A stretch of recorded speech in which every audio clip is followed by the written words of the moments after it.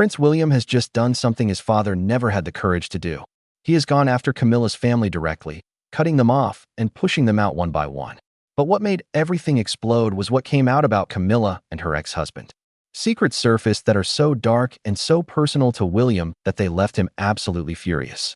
People close to the palace say he is not just angry. He is done. He has made his decision, and he is not turning back. Camilla watched all of it unfold, and she knew exactly what was coming for her. So she made a move that stunned everyone inside the royal palace. The woman who got paid to help destroy Diana. William inherited the Duchy of Cornwall in September 2022. And with it came something nobody in Camilla's circle had prepared for. The Duchy is one of the most powerful private estates in Britain. It is worth over $1 billion. It generates millions every single year. It funds the heir to the throne and controls a vast network of properties stretching across Cornwall, Wales, and the Isles of Scilly. The moment Charles became king, all of it landed in William's hands.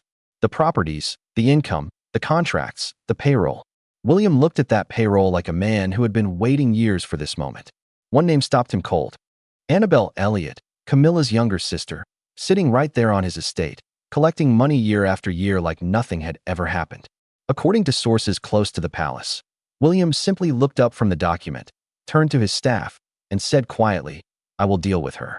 And everyone in that room understood exactly what he meant. To the outside world, Annabelle was a polished, respected interior designer. In 2014, a major British newspaper ranked her the 5th most influential female interior designer in the entire country. She sat in the royal box at Wimbledon. She appeared in official royal documentaries with a warm smile on her face. She had been so deeply woven into the fabric of palace life for so long that most people had completely stopped asking how she got there in the first place. William never stopped asking. Annabelle was handed the duchy role directly after Charles married Camilla in 2005. And William knew exactly how and why she got there, which only left him more furious. Annabelle had helped cover the affair that was slowly destroying Diana. She had protected the secret and made it easier for two people to keep doing what they were doing while Diana was falling apart behind closed doors. And when it was all over, when Diana was dead and Camilla was Princess of Wales, Annabelle walked straight into a royal contract managing the interior design of duchy properties across Cornwall, Wales, and the Isles of Scilly. All of it funded by the institution, and the payments were steady year after year for close to 2 decades. The last recorded figures before William took over showed nearly £20,000 in fees and over £12,000 in furniture purchases. But those were only the final visible numbers. The full total was never disclosed. Someone made sure of that. But the money was not the part that made William's jaw tighten. It was what she did to his mother. William never forgave that. Annabelle's country home in Dorset was one of the locations Charles and Camilla used for their secret meetings during the affair years. While Diana was at home with 2 small boys, watching her marriage fall apart around her, sinking into depression and fighting to stay alive, Charles was quietly making his way to Annabelle's house. But Annabelle was not simply a woman who opened her door and looked away politely. What she did was far worse than that. There was one particular evening during those years when Charles arrived at Annabelle's home completely furious. Something Diana had said or done had set him off, and he had brought that anger straight through the door with him. He was snapping at people. Nobody wanted to be the next person he turned on. Camilla could not get through to him either. So Annabelle stepped in. She grabbed her sister by the shoulders, looked her dead in the eyes, and said, "Diana doesn't even come close to you. Go calm him." Then she pushed Camilla toward the bedroom door and closed it behind her.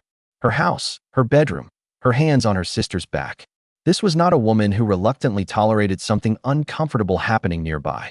This was a woman who looked at what was being done to Diana, a young mother in the middle of an emotional collapse, and decided it was entirely worth it. She chose the affair over everything. And even after Diana's death, Annabelle never stopped publicly defending the relationship that had cost Diana everything. In 2023, she sat down in front of a television camera for a BBC documentary called Charles III, The Coronation Year. The documentary was made to celebrate Charles and Camilla's coronation. Annabelle was still on William's payroll at the time. She was still collecting her duchy payments. She looked straight into the lens, smiled warmly, and said about Camilla, "She is his rock." And I cannot emphasize that enough. She is somebody who is completely loyal. Completely loyal. The woman who pushed her sister into a bedroom so she could be with another woman's husband, while that woman was home falling to pieces, was sitting on national television and calling that loyalty. She said it with a straight face. She said it while William was still paying her. Something about that must have settled something final inside William. And when he was finally in the position to make her pay for everything, he acted very fast. He removed Annabelle from the payroll without breathing a word to anyone. No press release, no graceful transition, no acknowledgement of 20 years of service. Nothing. The 2024 Duchy of Cornwall annual report recorded her payment status in a single word. No. Palace sources tried to soften the blow by telling the press it was no reflection on her work. But William's reasons had nothing to do with her work. It was three things at once. It was his vision for a monarchy where closeness to the crown no longer guaranteed a paycheck. It was a cold, direct message to every single person in Camilla's circle that the protection they had enjoyed under Charles was finished. And it was personal in a way that went bone deep. William was not going to spend one more pound paying the woman who opened her home for an affair that destroyed his mother. But to truly understand why William could do this without flinching, without hesitating, without a single moment of guilt, you have to go back to a boy who sat inside a life he could not escape and watched something terrible happen to his mother for years with no power to stop any of it. That boy is grown now. He remembers everything, and he has just begun. The wound that never healed. William was 11 years old when he found out his father was a liar. It was 1993, and the British press had just published the full transcript of a secretly recorded phone call between Charles and Camilla Parker Bowles. The call had been made 4 years earlier in 1989 when both of them were still married. In that call, Charles told Camilla he wanted to live inside her trousers. She laughed and asked if he was going to come back as a pair of knickers. He said he would be lucky to come back as a tampon. The country gave it a name. Tampon Gate. The whole nation was talking about it. And somewhere in Britain, an 11-year-old boy was reading those same newspapers and understanding every single word. That boy was William. And what those words did to him was not shock. It was something far worse. It was confirmation of everything he had seen. The times he caught his mother secretly crying and she would not say why. All the times she appeared lost. Now he knew the root of all that pain. Most people remember the tampon joke. What most people forget is what else was in that transcript. Charles and Camilla spent the majority of that conversation making plans. They discussed which friend's home to use for their next secret meeting. They talked through which members of their social circle would lie for them and which ones would cover their tracks. Annabelle's home was on that list. William was 11 years old when that information became public knowledge. He did not hear it from his father. He read it in the papers the same way millions of strangers did. And the affair that call revealed had been running since at least 1980, before Charles married Diana, before the wedding, before any of it. Which brings us to the darkest revelation of this entire story. Camilla's own former brother-in-law, Richard Parker Bowles, revealed something that is genuinely difficult to absorb. He said that Camilla had actually encouraged Charles to pursue Diana. Not because she thought Diana was the right woman for him, but because she looked at Diana and saw someone she could control. His exact words were that Camilla believed Diana was naive and gormless.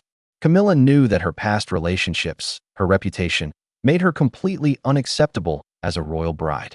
The palace would never allow it. So she did something cold. She helped point Charles toward a girl who would not ask too many questions. Diana was partly selected by Camilla as the cover story. William is the son of that woman. He grew up in that house. He watched what that decision did to his mother from the inside. From the moment Diana moved into Clarence's house after the engagement was announced in 1981, Camilla was already working the situation. A letter appeared on Diana's bed almost immediately. It was from Camilla. It said, "Such exciting news. Let's have lunch soon." Diana later described that lunch in secret recordings as very tricky indeed. During it, Camilla asked whether Diana planned to hunt at Highgrove. She was secretly mapping out what territory she intended to keep once Diana moved in. What Camilla did to Diana over the years that followed was completely devastating. Diana developed eating disorders so severe that her body was destroying itself. She harmed herself. She spent years being told by the palace that she was unstable, irrational, and too emotional to be taken seriously. Charles told her repeatedly that the affair was in the past. He looked her in the eyes and said it, and it was not true. What was done to Diana has a clear name today. It is gaslighting. It is the deliberate manipulation of a person into believing their own perception of reality is wrong. And eventually all of it pushed Diana to her untimely death. What came next was something no child should have been asked to survive. William and Harry were given no grief counseling. 6 days after Diana died, The two boys were placed in a funeral procession and required to walk behind their mother's coffin through the streets of London. William was 15 at the time. He walked the entire route in silence. He held himself together in front of the whole world while everything inside him was coming apart. And he remembered everything. During those years, William and Harry called Camilla Lady Macbeth, Cruella de Vil, and the Wicked Witch of the West. People have treated those names as the harmless insults of grieving teenagers. They were not. Those are the names of women who smile while they cause damage. Women who take what belongs to someone else and feel absolutely nothing about it. The boys picked those names because they fit. As William grew, he carried everything with him. And just as William had found a way to function inside all of that history, one man walked back into the frame. The man who was married to Camilla before Charles. The man who was in that house during the affair. The man who at 86 years old is still showing up at royal events and bringing every dark detail of this story back to the surface with him. The ex-husband who never left. By early 2026, William had already made his move against Annabelle, but most people watching from the outside had no idea how deep the reasons really went. Then Andrew Parker Bowles walked back into public view, and everything shifted.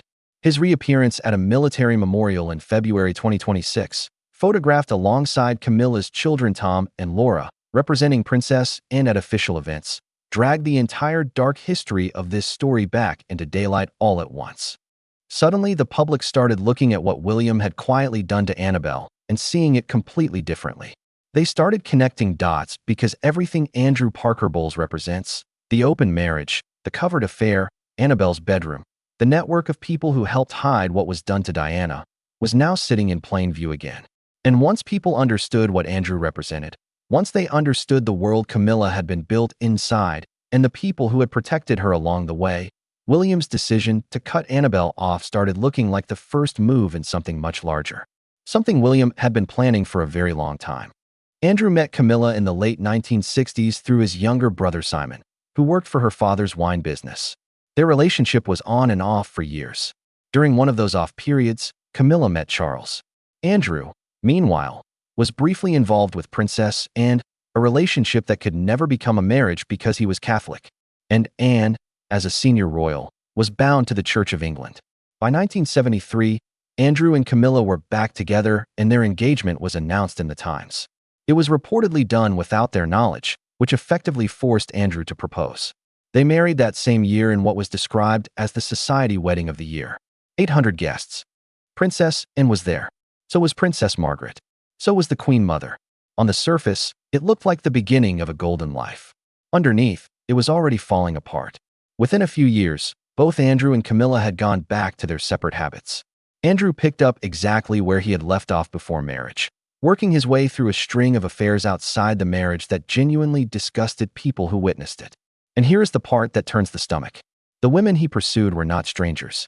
They were Camilla's own friends. The people she trusted, the people who sat at her dinner table. Andrew was sleeping with them and apparently felt no particular need to hide it. One of those friends eventually confronted him directly. She looked him in the face and said, "I am really hurt, Andrew. I am the only one of Camilla's friends you have not made a pass at. What is wrong with me?" That is the level of shamelessness he operated at. And Camilla went back to Charles. Charles had started writing to her within 6 months of the wedding and gradually began appearing at their home on weekends. Andrew Parker Bowles became used to finding the Prince of Wales sitting in his house. His friends were genuinely horrified on his behalf. They felt he was allowing himself to be publicly humiliated, but the reality was brutal and simple. Andrew Parker Bowles had no meaningful choice. You did not look the future King of England in the face and tell him to get out of your house. So Charles got comfortable. Then he got reckless. Then he stopped caring entirely. In 1980, he invited Camilla as his official escort to Zimbabwe's independence celebrations while Andrew remained somewhere in the same aristocratic circle, expected to say nothing. Then at a polo club ball in Cirencester, Charles did something that left an entire room speechless. In front of a crowd of guests, he reached his hand directly into the front of Camilla's dress. He did it openly in full view of everyone standing around them. People froze. They looked at each other and then looked away because nobody in that room had the nerve to react to what the future King of England had just done. Andrew Parker Bowles was there that night. A man who had ridden in the Grand National, who had commanded British cavalry squadrons, who had served his country, stood there in his own social circle while the heir to the throne put his hand inside his wife's dress in front of witnesses. And Andrew said nothing. He did nothing. He stood there and took it.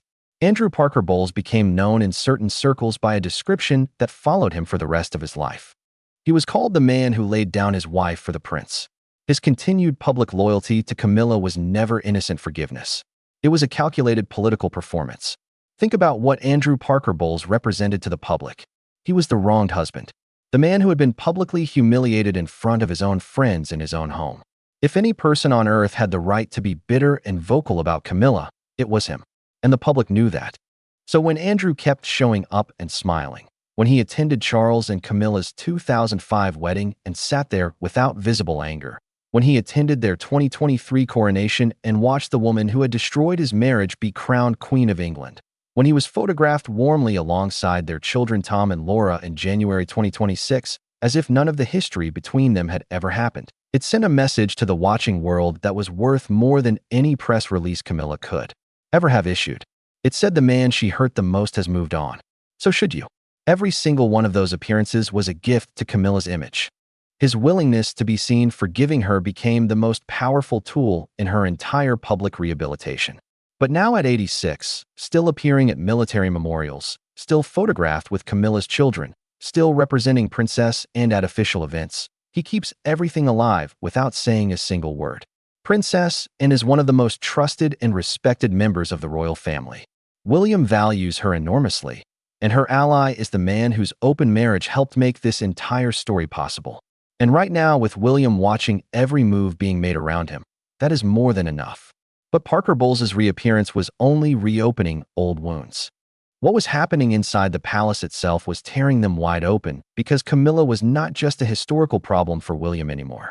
She had found a new target, and that target was Kate. Camilla versus Kate. There is one thing you need to understand about William before we go any further. He is many things. He is patient. He is controlled. He is capable of carrying pain quietly for years without letting it show. But there is one line that when crossed turns all of that quiet control into something else entirely. And that line is Kate. William loves Kate in a way that is almost fierce. People close to him have said for years that she is the one person in his life he will not allow anyone to touch. Not with rumors, not with disrespect, not with the kind of subtle, calculated cruelty that Camilla had been practicing her entire life. Kate was the one area where William had no patience and no tolerance and no interest in keeping the peace. Camilla knew this, and she pushed anyway. Camilla's behavior toward Kate is not separate from the broader battle William is fighting. It is connected to all of it. William had already cut Annabelle off. He had already watched Andrew Parker Bowles drag the whole dark history back into daylight. He is already in the process of quietly dismantling everything Camilla's circle had built inside the institution. And then Camilla, instead of reading the room and pulling back, decided to go after his wife. That was the moment William stopped managing the situation and started finishing it. Camilla's team planted the story that Meghan had made Kate cry during preparations for the royal wedding, a story Harry and Meghan both say was completely false. That story dominated international headlines and permanently damaged Meghan's reputation. When William found out, he called Charles directly. Harry recorded what William said word for word. "Give Pa and Camilla an inch, they take a mile. They have done this to me for the last time." William then looked his father in the face and demanded to know, "How can you be letting a stranger do this to your sons?" Charles exploded. He shouted at William that he was paranoid and defended Camilla over his own son. It was the same pattern William had lived through his entire childhood. Charles choosing Camilla every single time. By late 2025, the tension between Camilla and Kate had become impossible to ignore inside the palace. A source told the press directly that Camilla was naturally territorial and irritable, and that she was frustrated by the widespread belief that Kate could do whatever she pleased. Behind closed doors, Camilla had been vocal about wanting Charles to remain king for as long as possible. The reason was not hard to understand. When William becomes king, Kate becomes queen. Camilla loses her central role. Her funding, her status, her access. Everything she has spent decades fighting for disappears the moment that transition happens. So she pushed back the only way she knew how. She made things difficult for Kate and hoped nobody would notice. Then came September 2025, and the moment the whole world watched without fully understanding what they were seeing. President Trump and Melania arrived at Windsor Castle for a state visit. The British royal family was lined up to welcome them. William and Kate greeted the Trumps first, and Kate fell naturally into warm conversation with Melania. Then Camilla arrived, and the situation changed. On camera, in front of a visiting head of state, in front of journalists, in front of millions who would later watch the footage, Camilla swept her hand toward Kate in a sharp, dismissive motion. Kate obliged. She stepped away from Melania and moved aside. The future Queen of England was waved away like someone standing in the wrong spot at a bus stop. William watched it happen in real time. A source said afterward, her behavior in public, pushing Kate away and snapping, was out of line and upset William. Her disrespect for his wife is testing their bond again. At that same visit, William greeted Camilla with nothing more than 2 quick kisses on the cheek and walked on. To an outsider, that might sound perfectly normal. But in the royal world, greetings between senior members of the family follow a very specific and deliberate protocol. When a senior royal like Camilla is present, William would traditionally bow his head as a formal acknowledgement of her position. He did not do that.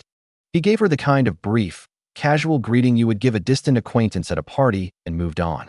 In a world where every gesture carries meaning and every change from protocol is noticed and recorded, that was a very loud statement delivered without a single word. The palace noticed, the press noticed, and Camilla, who has spent decades reading every room she walks into and understanding exactly what every signal means, noticed most of all. Royal expert Christopher Anderson confirmed what those around William already knew. William simply tolerates Camilla. And Camilla, Anderson said, has always been a little afraid of William. She was afraid of him when he was a grieving teenager with no power and no ability to act on anything he felt. Now he controls everything she depends on. He has already cut her sister off without a word of explanation.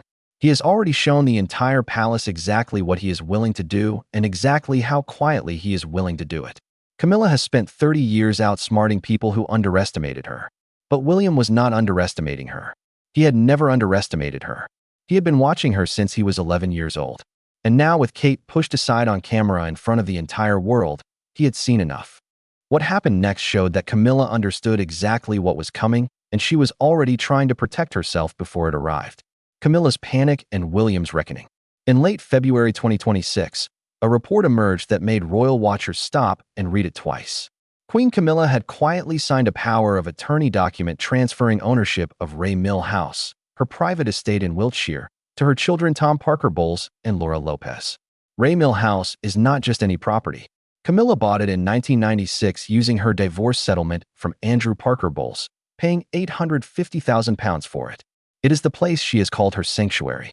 She has described gardening there as the best therapy in the world. She grows vegetables there. She retreats there when royal life becomes too heavy. It is the one place in the world that has always been entirely hers, and she has just moved it out of her own name. On the surface, the transfer could be explained as sensible planning for the future. Camilla is 78 years old. Charles is 77 and fighting cancer. Transferring property to your children in those circumstances is completely normal. Most people would accept that explanation and move on. But most people had not been watching what William just did to Annabelle.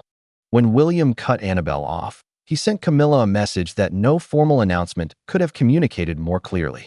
He had looked at a 20-year financial arrangement built entirely on royal access and loyalty to Camilla, and he had ended it in complete silence. If William could erase Annabelle like that, Camilla knew exactly what he was capable of doing to her. The Ray Mill House transfer was her answer. She was moving her most personal and most valuable private asset beyond his reach, legally and quietly, before he had the formal power to reach for it. Palace officials had already confirmed that Camilla would not receive Royal Lodge if Prince Andrew ever vacated it. Ray Mill House was her only guaranteed safe place if Charles died and William became king. By placing it in her children's names before that day arrived, she had protected it from any future royal restructuring. The financial reality underneath all of this is stark. Camilla does not receive a separate personal income from the state. She is funded entirely through the sovereign grant, which is the payment made to the royal institution by the government. That grant answers directly to the monarch. When William becomes king, he controls it completely. He has already spoken openly about his vision for a leaner monarchy with stricter rules about who benefits from royal connections. Tom and Laura Parker Bowles have never worked for the royal family in any capacity, but their closeness to the crown has opened doors and built social advantages that most people never get. Under William's vision, even those advantages may disappear entirely. And in December 2025, something happened that showed just how isolated Camilla was becoming, even within her own family. She personally called her son Tom and asked him to spend Christmas at Sandringham. She told him directly, "I would love you to come. I have not had Christmas with you for a long time." Tom's answer was made public shortly after. "I am not spending Christmas at Sandringham, nor is my sister. It will be every other year. 1 year on, 1 year off." He spent that Christmas on the sofa at his ex-wife's home instead. The Queen of England asked her son to come for Christmas. He said no. Her children, who carry Andrew Parker Bowles's name, who grew up inside all of this history, are already quietly putting distance between themselves and the royal machinery. They can sense what is coming. They are repositioning before it arrives. They can also tell that their mother is no longer winning. For the longest time, she played the long game and she won it. She got the coronation. She got the crown placed on her head. She got the title of Queen of England against public protest, against Diana's memory, against the grief of a nation. She got everything. And now the man she has always been afraid of is about to become king. William tolerates her. That is the word experts use. Not respects, not loves, not values. Tolerates. He is furious. Insiders say that she appears more focused on protecting her own position than on protecting his father's health. He believes she is pushing Charles to keep working, keep performing, keep appearing publicly at the cost of his health and his life. Because every day Charles remains active as king is another day Camilla remains central. When William becomes king, Camilla's funding falls under his control. And if he wishes, he can make her a guest at her own former court. The boy who walked behind his mother's coffin at 15 years old is now the most powerful man in Britain. He is not paranoid. He is not emotional. He is not reacting. He is just getting started.